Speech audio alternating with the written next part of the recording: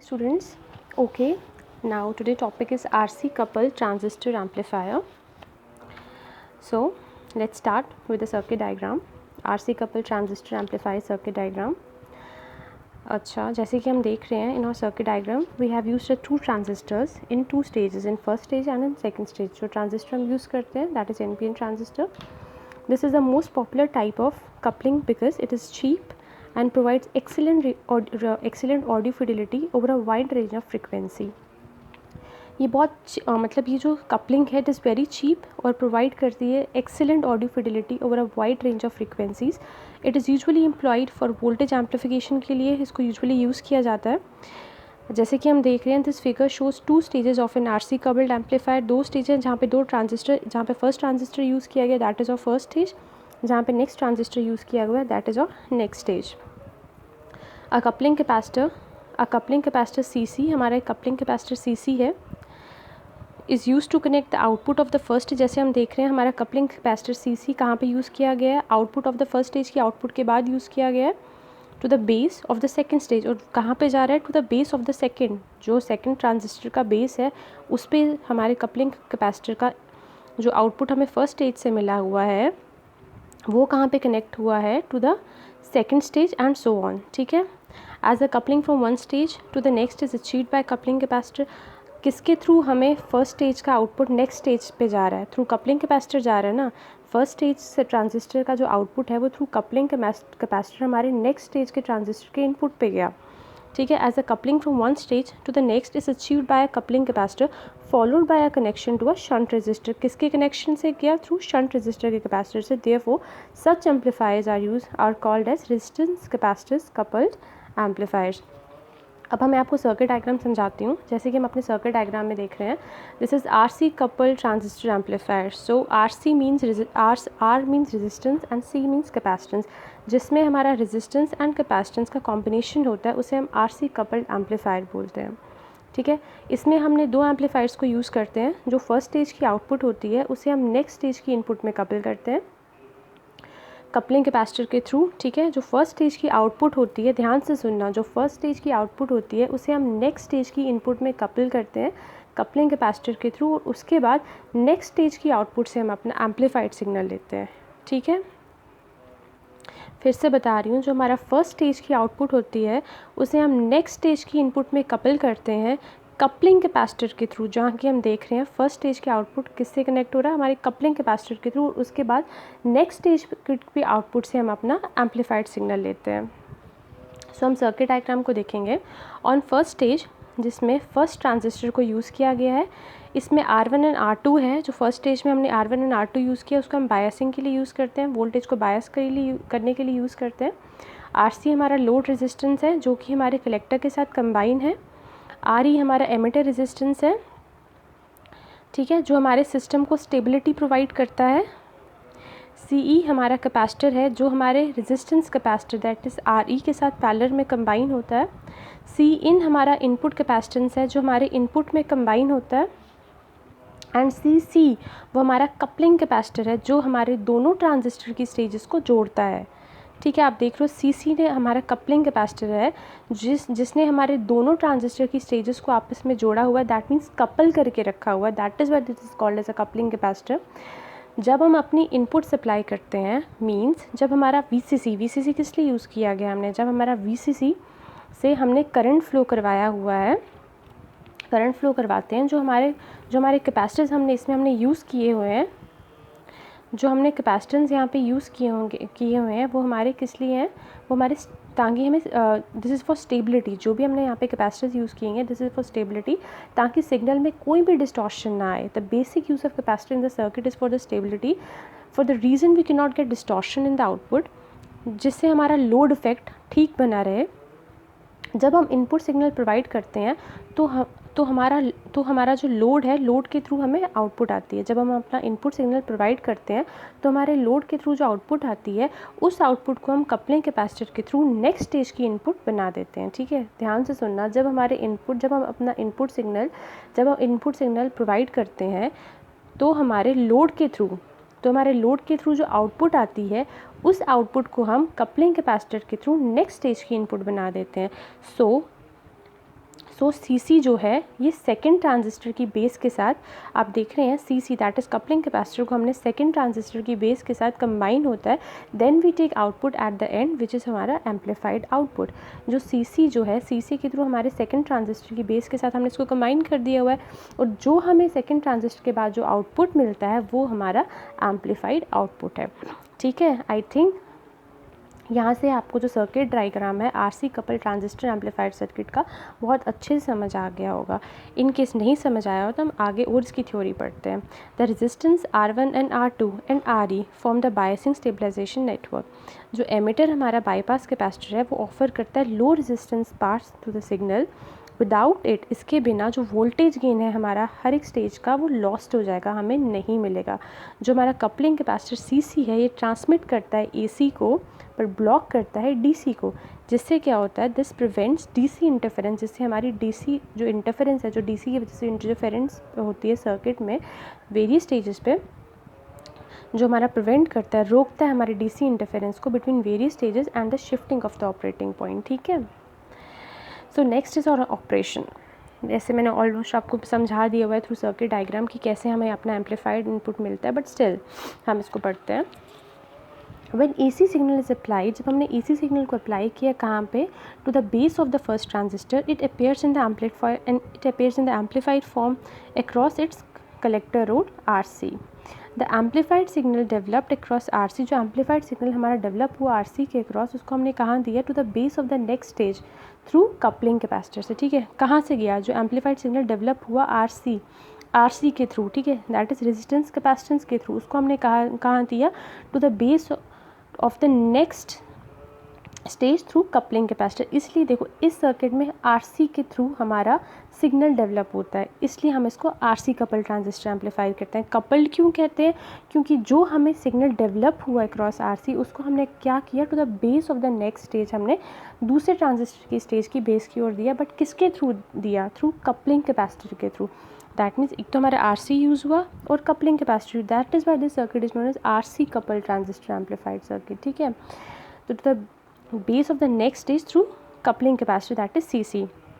जो हमारा second stage है, the second stage does further amplification of the signal. तो हमारा सेकेंड स्टेज हमारा क्या करता है, सिग्नल की एम्पलीफिकेशन को फर्दर प्रोसेस करता है। इन this way the cascaded what is, मैंने आपको लास्ट जो हमारा प्रेजेंटेशन थी उसमें मैंने आपको बताया था कैस्केडिंग किसे कहते हैं। आई होप आप लोगों को याद होगा।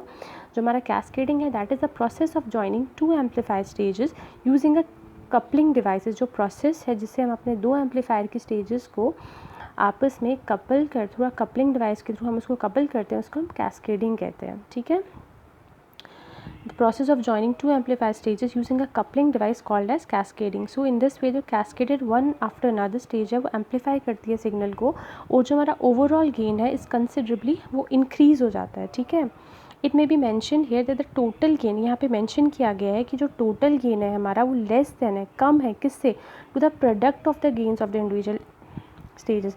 मतलब जो हमारा टोटल गेन हमें जो मिल रहा है वो हमारा कम है जो हमें इंडिविजुअल गेन से जो हमें प्रोडक्ट मिल रहा है। इट इज़ बिकॉज मैंने सेकंड स्टेजेस में, जब हमारा सेकंड स्टेज फॉलो करता है फर्स्ट स्टेज को, ठीक है, जो इफेक्टिव लोड रेजिस्टेंस होता है फर्स्ट स्टेज का वो कम हो जाता है due to shunting effect of the input resistance की वजह से ऑफ द सेकेंड स्टेज। ठीक है, क्यों हम लेते हैं, क्योंकि जब हमारा सेकंड, देखो जो हमारा जो सेकंड स्टेज है ऑब्वियसली वो किसको फॉलो करता है, हमारी फर्स्ट स्टेज को। ठीक है, और जो हमारा इफेक्टिव लोड रेजिस्टेंस है किसका, हमारा फर्स्ट स्टेज का, वो कम हो जाता है। क्यों कम हो जाता है, शंटिंग इफेक्ट की वजह से, shunt effect of the input resistance की वजह से of the next stage. This reduces the gain of the stage which is loaded by the, ये क्या करता है हमारे जो उस स्टेज पे जो गेन है उसको कम करता है, which is loaded by the next stage. For instance अगर सपोज हमारे पास 3 स्टेज एम्पलीफायर है, ठीक है, जो गेन है फर्स्ट और सेकंड स्टेज का वो कम हो रहा है किसकी वजह से, loading effect of the next stage की वजह से, क्योंकि उसके पास नेक्स्ट स्टेज है उसकी लोडिंग इफेक्ट की वजह से हमारा जो पहली 2 स्टेजेस का जो गेन है वो कम हो जाएगा। However the gain of the third stage, अब जो गेन है हमारा थर्ड स्टेज का जिसका कोई भी लोडिंग इफेक्ट नहीं है सब्सिक्वेंट, क्योंकि उसके आगे कोई स्टेज नहीं है। ठीक है, फर्स्ट और सेकंड का गेन कम हो क्योंकि उनके आगे थर्ड स्टेज थी, और थर्ड के आगे कोई स्टेज है नहीं, तो उसका जो लोडिंग इफेक्ट है उसका कोई लोडिंग इफेक्ट है ही नहीं, वो चेंज ही नहीं होता। जो ओवरऑल गेन है, तो हमारा जो ओवरऑल गेन है वो किसकी इक्वल हो जाता है, to the product of the gains of the 3 stages. ठीक है, आई होप आपको यहाँ से सारी यहाँ का ऑपरेशन, इसका सर्किट एनालिसिस सब कुछ समझ आ गया होगा. Now next come to our frequency response. Now what is a frequency response? Okay, जो आप देख रहे हैं, जो हमें कर्व यहाँ पे ड्रॉ हुआ है, the curve drawn between voltage gain and the signal frequency. जो हमारा यहाँ पे रेड कलर का जो आप कर्व देख रहे हैं, जो कर्व ड्रॉ हुआ है between voltage gain and signal frequency, उसको हम फ्रीक्वेंसी रिस्पॉन्स कहते हैं. जो आप देख रहे हैं, जिसकी फ्रीक्वेंसी हम 50 हर्ट्ज से 20 किलो हर्ट्ज रखते हैं, उसको हम मिड फ्रीक्वेंसी रेंज कहते हैं. आप देख रहे हैं जो फ्रीक्वेंसी बिटवीन 50 हर्ट्ज से लेकर 20 हर्ट्ज के बीच में जो दो डॉटेड लाइंस हैं दोनों के, उसके जो बीच में जो फ्रीक्वेंसी है उसको हम मिड फ्रीक्वेंसी रेंज कहते हैं. जो ऊपर की जो रेड लाइन है, जो रेड कलर में है, उसको हम फ्रीक्वेंसी रिस्पॉन्स कहते हैं. ठीक है. So this figure shows the frequency response of a typical RC coupled amplifier. It is clear that voltage gain drops off at low. Voltage gain drop होता है अगर वो ग्रेटर देन 50 हर्ट्स होगा, और हाई होता है अगर वो less than 20 hertz kilo hertz होगा frequencies. Whereas it is too uniform over mid frequency range. हमारा मिड यूनिफॉर्म रहता है कहाँ पे? मिड फ्रीक्वेंसी रेंज पे रहता है, that is 50 hertz to 20 kilo hertz. This behaviour of the amplifier इसका बिहेवियर हम आगे स्टडी करते हैं. देखिए, अगर 50 हर्ट्स से हमारी फ्रीक्वेंसी कम हो जाती है, अगर सपोज़ 50 हर्ट्ज से हमारी फ्रीक्वेंसी कम हो जाती है, देन जो हमारा एसी आउटपुट में जो डिस्टॉर्शंस आती हैं, जो आउटपुट में है वो लैप्स हो जाता है. जो हमारे एसी के आउटपुट में डिस्टॉर्शंस आती हैं, जो आउटपुट में है वो हमारा लैप्स हो जाता है, एंड वो हमारा और जो हमारा रिएक्टेंस होता है, that is XC is equal to 1/2πfc, वो हमारे एमिटर रेजिस्टेंस को शंट नहीं कर पाता है. इसको हम आगे स्टडी करते हैं. अब हम करते हैं लो फ्रीक्वेंसी पे. जब वो कब होगा? ग्रेटर होगा 50 hertz. The reactance of a coupling capacitor CC is quite high. जब हमारा लो फ्रीक्वेंसी जब ग्रेटर होगा हमारा 50 हर्ट्ज से, तब क्या होगा? जो हमारा रिएक्टेंस है ऑफ द कपलिंग कैपेसिटर वो क्वाइट हाई होगा, और very small part of a signal जो था, बहुत कम पार्ट होगा सिग्नल का, वो पास करेगा फ्रॉम एक स्टेज से टू द नेक्स्ट स्टेज. और मोर ओवर जो हमारा CE है वो शंट नहीं कर पाता एमिटर रेजिस्टेंस को RE effectively because of its large reactance at low frequencies.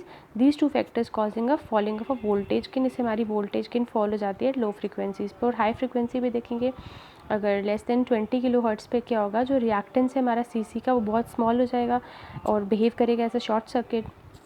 ये इंक्रीज़ करेगा हमारे loading effect of the next stage को, सर्व करेगा, और क्या करेगा? सर्व करेगा टू रिड्यूस, और वोल्टेज गेन को रिड्यूस करेगा. और हाई फ्रीक्वेंसी पे क्या होता है? जो हमारा कैपेसिटर रिएक्टेंस है ऑफ बेस एमिटर जंक्शन का, वो लो हो जाता है, जो इंक्रीज़ करता है हमारा बेस करंट को, और ये रिड्यूस करता है करंट एम्पलीफिकेशन फैक्टर जो बीटा है. Due to these two reasons voltage gain drop हो जाता है हमारा हाई फ्रीक्वेंसी पे. अगर हम मिड फ्रीक्वेंसी देखेंगे, जो मैंने बोला था 50 हर्ट्ज के बीच में से 20 किलो हर्ट्ज तक की जो फ्रीक्वेंसी, उसको हम मिड फ्रीक्वेंसी बोलते हैं. तब क्या होगा? जो हमारा वोल्टेज गेन है एम्पलीफायर का वो कॉन्स्टेंट रहेगा. ठीक है. जो इफेक्ट है हमारा कपलिंग कैपेसिटर का इस फ्रीक्वेंसी रेंज में, ये ऐसा होगा ताकि मेंटेन करेगा यूनिफॉर्म वोल्टेज गेन को.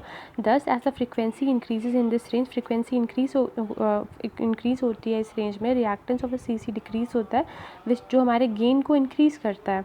However at the same time lower reactance means higher loading of the first stage and hence lower gain. ठीक है. these two factors almost cancel each other resulting in a uniform gain. अब तक हमें mid frequency में आप देख रहे हैं, हमें मिड फ्रीक्वेंसी पे हमें यूनिफॉर्म गेन मिलता है. ठीक है. अब हम इसके एडवांटेजेस एंड डिसएडवांटेजेस को स्टडी करते हैं. इसके एडवांटेजेस क्या है? It has excellent frequency response. इसका एक्सेलेंट फ्रीक्वेंसी रिस्पांस होता है. द गेन इज़ कांस्टेंट, क्योंकि हमारा जो गेन है मिड फ्रीक्वेंसी रेंज पे वो हमारा कांस्टेंट होता है over the audio frequency range, which is the region of the most important. जो हमारा गेन अगर कांस्टेंट रहेगा तो हमारा ये बहुत इंपॉर्टेंट रहता है हमारी स्पीच के लिए, म्यूज़िक के लिए, एक्सेट्रा के लिए. It is lower cost. इसका कॉस्ट बहुत कम होता है सिंस इट एम्प्लॉयज़, क्योंकि इसमें रेजिस्टेंस एंड कैपेसिटर्स हमें यूज़ किए जाते हैं, और जो बहुत चीप, हमें बड़े सस्ते इस पर मिल जाते हैं मार्केट में, बहुत इजीली अवेलेबल है resistance and capacitor and very cheap rate पे, इसलिए जो इसका कॉस्ट है वो बहुत कम है. सर्किट बहुत कॉम्पैक्ट होता है, मतलब पोर्टेबल है. ठीक है. सर्किट बहुत छोटा है, बहुत कम्पैक्ट है. Modern resistors and capacitor small, क्योंकि जो आजकल के मॉडर्न रेजिस्टेंस एंड कैपेसिटर्स हैं they are very small in size. तो इसका सर्किट जो होता है, इसका जो सर्किट बनेगा बड़ा ही कॉम्पैक्ट होता है एंड वेरी स्मॉल रहता है एंड एक्सट्रीमली लाइट रहता है, not that much heavy. What are it disadvantages? जो हमारा RC कपल्ड एम्पलीफायर है, इसका लो वोल्टेज होता है एंड पावर गेन होता है. Low voltage and power gain, voltage कम होता है और पावर गेन इसका रहता है। It is because the low resistance, क्यों होता है, क्योंकि जो हमारा load resistance presented by the input of each stage to the preceding stage decreases the effective load resistance. मैंने आपको जैसे बताया, क्योंकि एक स्टेज के साथ नेक्स्ट स्टेज कंबाइन होती है। It is because the low resistance, जो हमारा लो रेजिस्टेंस प्रेजेंट होता है कहाँ पे, input of the each stage, दोनों की स्टेज के इनपुट पे टू द प्रीसीडिंग स्टेज, वो डिक्रीज़ करता है इफेक्टिव लोड रेजिस्टेंस को, एंड हेंस द गेन, और गेन को भी। They have the tendency to become noisy, इसलिए इसकी टेंडेंसी हो जाती है, ये भी नॉइसी भी हो सकता है with age, particularly in moist climates में। और इसका इम्पिडेंस मैचिंग जो है वो बहुत पुअर है। It is because the output impedance जो है RC कपल्ड एम्पलीफायर का इज सेवरल 100 ohms है, where the input impedance of a speaker is only a few ohms, hence little power will be transmitted to the speaker. ठीक है, ये इसकी बहुत बड़ी डिसएडवांटेजेस है। और इसकी हम एप्लीकेशंस देखें, जो RC कपल्ड एम्पलीफायर्स है, इसकी एक्सेलेंट ऑडियो फिडिलिटी है over a wide range of frequencies में। Therefore they are widely used as a voltage amplifier, इसको हम वाइडली यूज़ करते हैं as a voltage amplifiers. Example in the initial stages of public address system पे तब हम इसको यूज़ करते हैं। If other type of coupling that is transformer couplings employed in the initial stage, अगर हम ट्रांजिस्टर कपलिंग को एम्प्लॉय करते हैं अपनी इनिशियल स्टेज पे, तो उससे क्या होगा, हमारा फ्रीक्वेंसी डिस्टॉर्शन हो जाएगा, जो हमारा विच में बी एम्पलीफाइड, जो हमारा नेक्स्ट स्टेज में उसको हम एम्पलीफाई कर सकते हैं। However because of poor impedance matching, RC coupled is really used in final stages. ठीक है, लो इम्पिडेंस मैचिंग की वजह से जो हम RC कपल्ड है उसको हम यूज़ करते हैं फाइनल स्टेजेस में। ठीक है, ये इसकी एप्लीकेशंस है। Thank you so much. I hope आप लोगों को RC कपल ट्रांजिस्टर एम्पलीफायर बहुत अच्छे से समझ आया होगा। एंड वन मोर थिंग, ये जो हमारा RC कपल ट्रांजिस्टर एम्पलीफायर है, इसका जो सर्किट डायग्राम है तो बहुत सेम है as compare to LC couple transistor amplifier. LC couple मतलब LC frequency impedance couple transistor amplifier. सिर्फ क्या है कि जो हमारे जहाँ पे हमने सर्किट में RC यूज़ किया हुआ है, वहाँ पे हम उसको हमारे से इंडक्टर से रिप्लेस करते हैं। बाकी इसका ऑपरेशन सेम है एज दैट ऑफ RC से, और हम LC को बहुत कम यूज़ करते हैं as compare to other transistor amplifier circuit से। ठीक है, थैंक यू सो मच। हम आके स्टडी करते हैं हमारा ट्रांजिस्टर कपल्ड एम्पलीफायर सर्किट और DC couple direct couple amplifier circuit. Thank you so much, students. Have a good day.